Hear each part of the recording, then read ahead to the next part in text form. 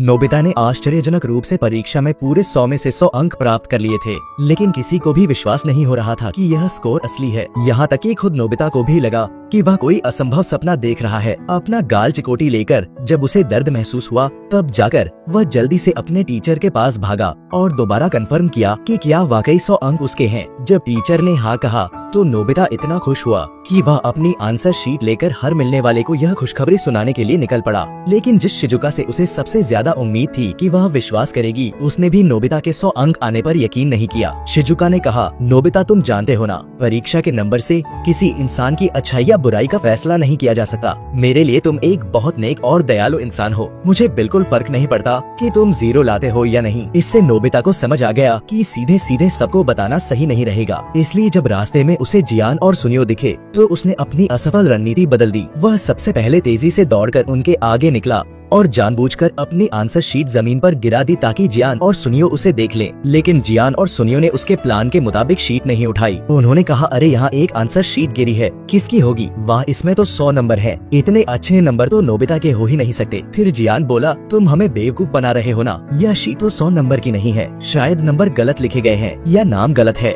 रास्ते में किसी ने भी विश्वास नहीं किया। आखिरकार नोबिता उदास होकर घर लौट आया और अपनी मम्मी को यह खुशखबरी सुनाने की कोशिश की, लेकिन मम्मी ने कहा, सॉरी बेटा, मुझे आज बहुत सरदर्द है, अभी मैं तुम्हारी आंसर शीट नहीं देखना चाहती। मम्मी को डर था कि कहीं फिर गुस्सा न आ जाए, इसलिए उन्होंने जानबूझकर नहीं देखा। तभी डोरेमोन जल्दी में कहीं बाहर जा रहा था। नोबिता से टकराकर वह उसे गिरा गया, लेकिन रुका नहीं। नोबिता आंखों में आंसू लिए गुजारिश करने लगा कि कम से कम डोरेमोन तो उसकी शीट देख ले। लेकिन डोरेमोन ने भी सबकी तरह विश्वास नहीं किया और बोला, आखिरकार तुमने नकल कर ही ली। नोबिता चिल्लाया, बहुत ज्यादा हो गया, तुम सब बहुत ज्यादा कर रहे हो। वह इतना दुखी हो गया कि उसने सबको विश्वास दिलाने की कोशिश ही छोड़ दी। लेकिन बाद में डोरेमोन को अपनी गलती का एहसास हुआ। उसने सोचा कि उसने नोबिता पर गलत इल्जाम लगाया, इसलिए कमरे से बाहर आते ही उसने अपना एक खास गैजेट निकाला, प्रचार मशीन। उसने सोचा कि इस मशीन से पूरे शहर में नोबिता के 100 अंक आने की खबर फैला दी जाए ताकि नोबिता का दिल दुखाने की भरपाई हो सके। जब मम्मी टीवी देख रही थी और नोबिता जमीन पर लेटकर आराम कर रहा था,